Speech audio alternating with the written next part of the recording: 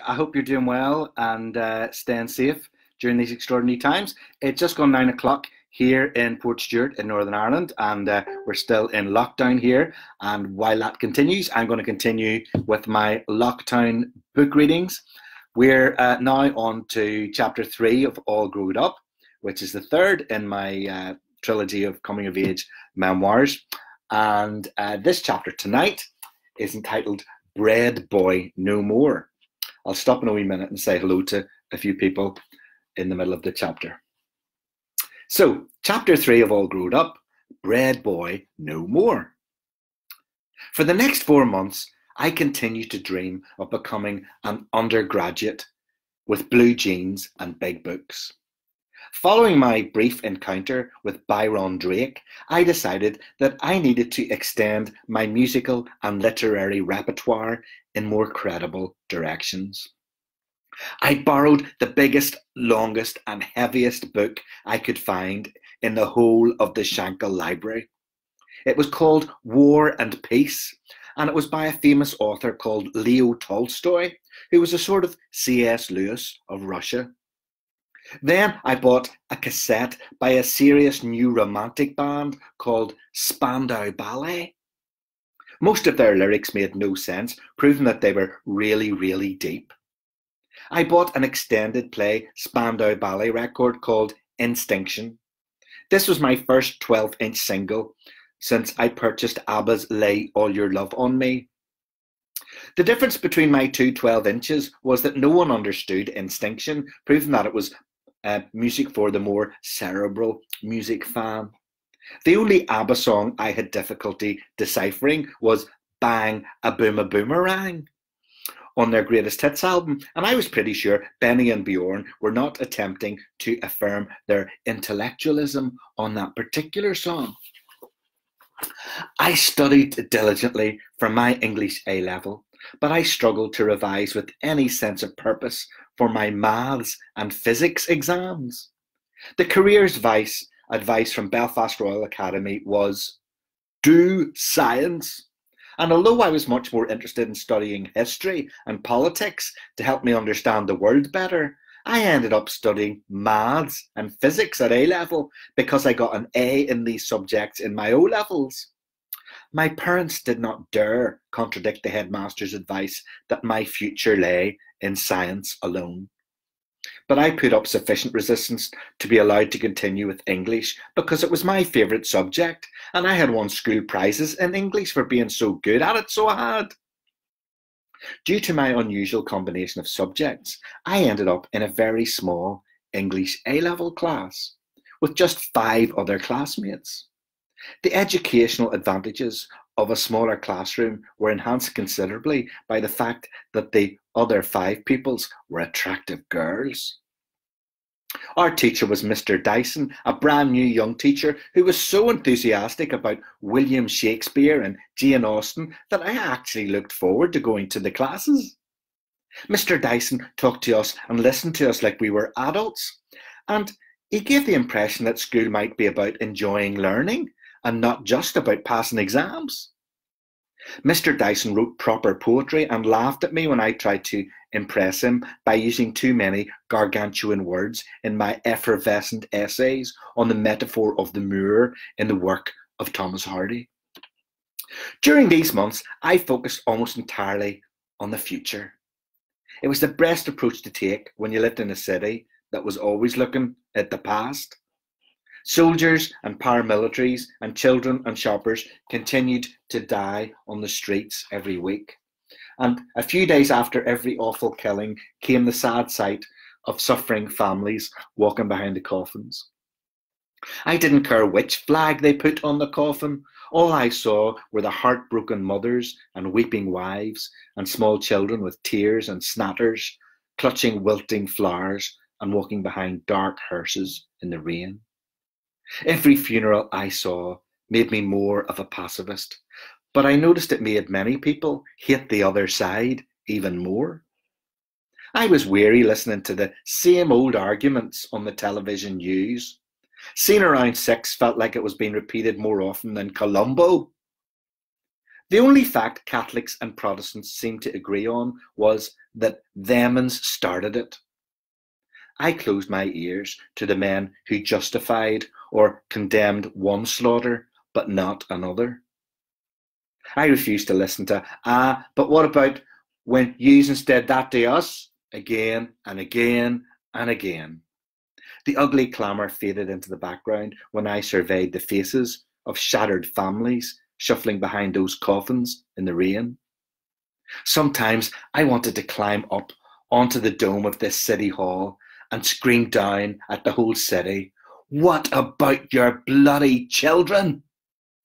But I realised that such language would be inappropriate for a Sunday school teacher, and I was afraid I might slip and fall off the dome and end up in the Royal for stitches.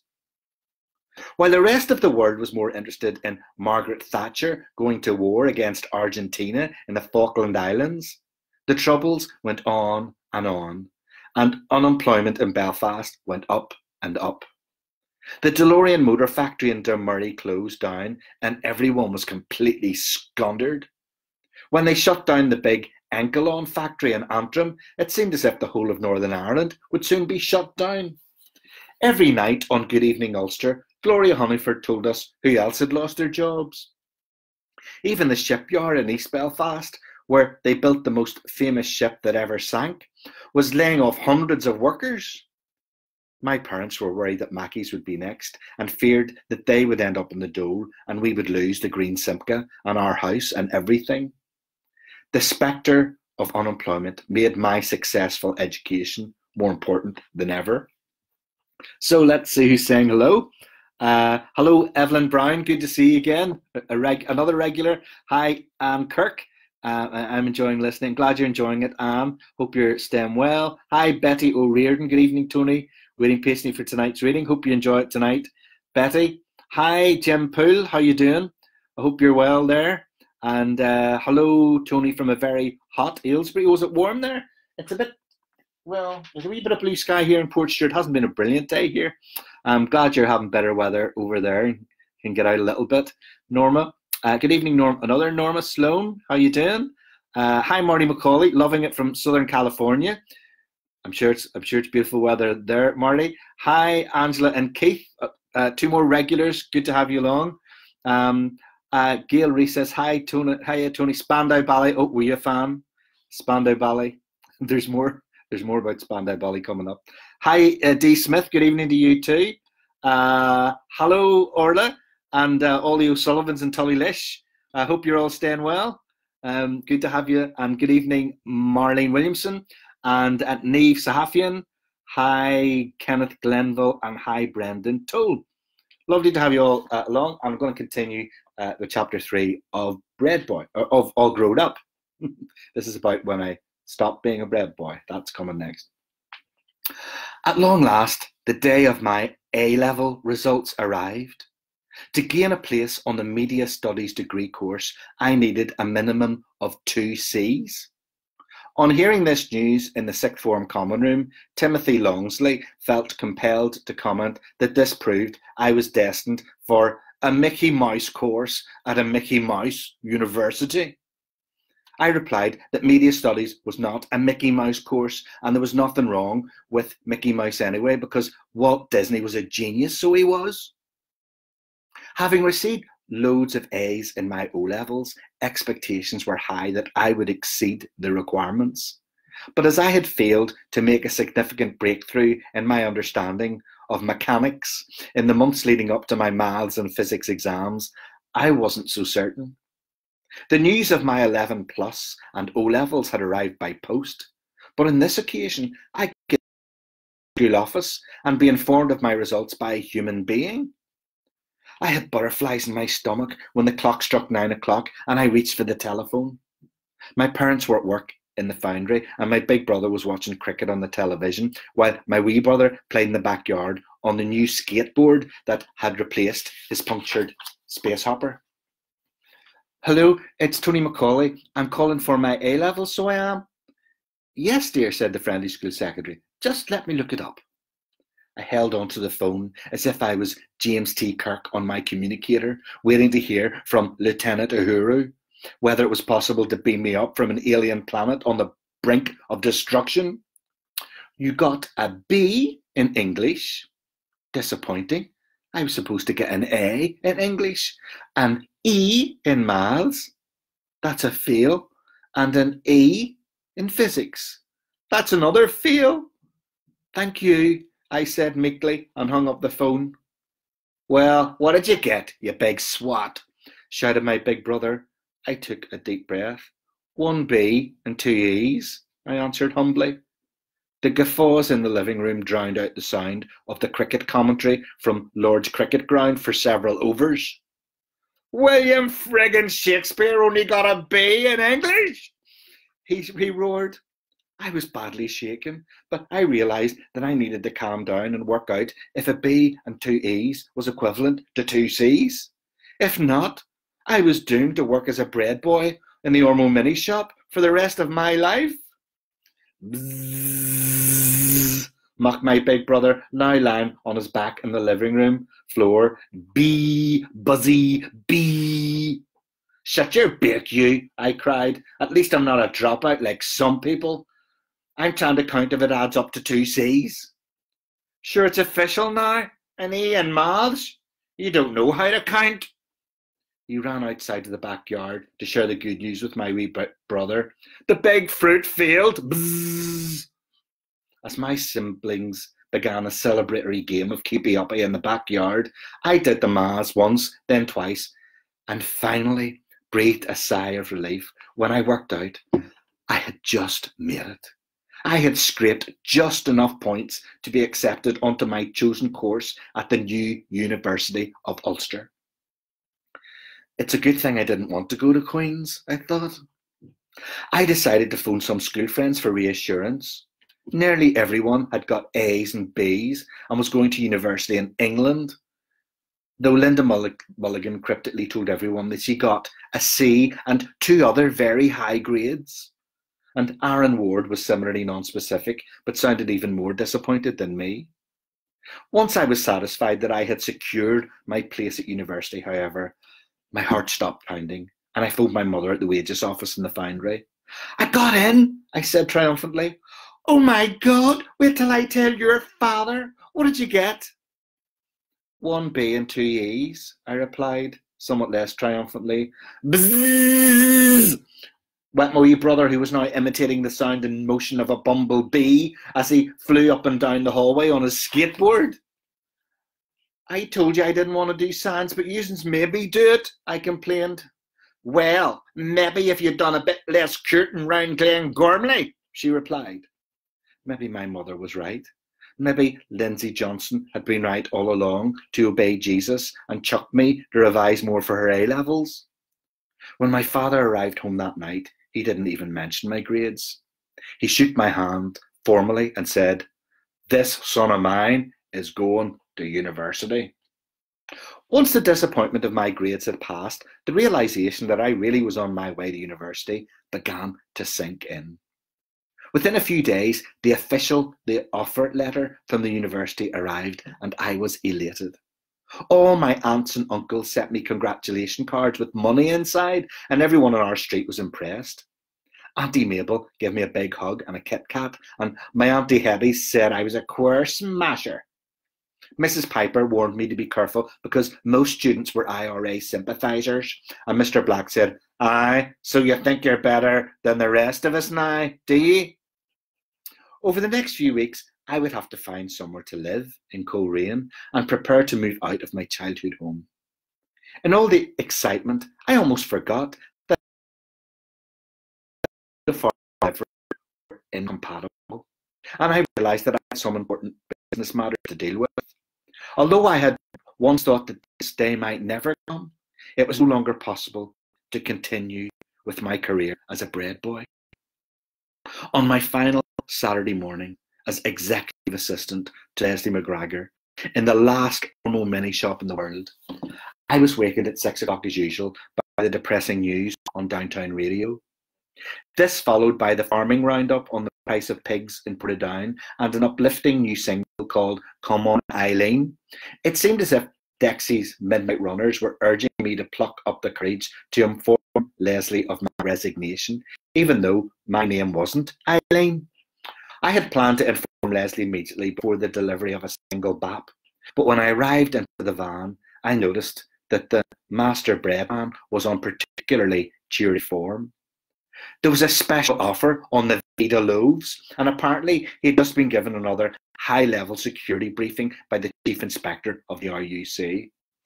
"Come here till I tell you, son," he said, smiling with every tooth he could muster. "Them Vitas will go like hotcakes today, and the police has stepped up security in the state because of intelligence." I was loath to spoil his good humour by announcing my imminent departure so soon.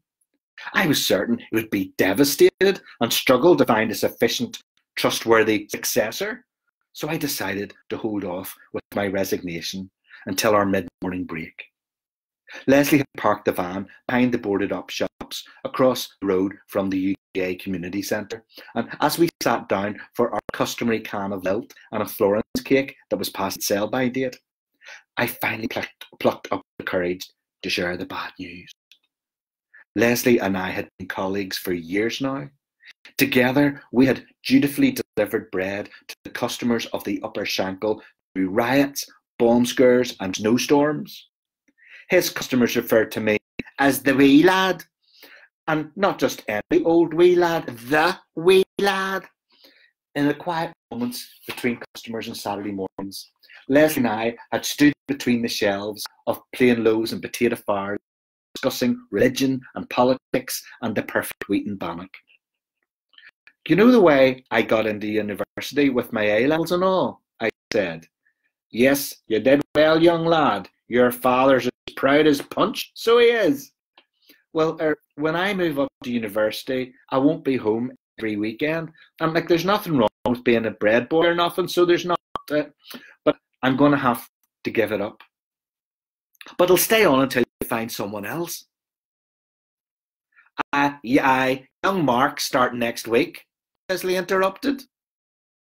This was not the response I had expected. Sure, he did a job with the extra pound loaves for sandwiches for the field when you were away with the youth club for the 12th fortnight. I was relieved that the news of my departure was not as devastating as expected, but my obvious dispensability came as something of a shock.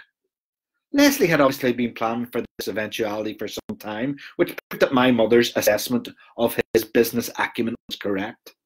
"His nibs is no dozer, so he's not," she often said. Leslie was about to launch into a fulsome tribute to my career when Billy Cooper's granny climbed up to the steps of the mini shop. "A pan, a plain, 2 soda and 2 potato," she said. With this interruption, we were on our way. Leslie generously informed all subsequent customers that the wee lad was leaving and produced a few extra tips from my best customers, such as Miss Adams, who was not related to Jerry. "Only always do your best, young man," said Miss Adams. "Your best is only always what you can do."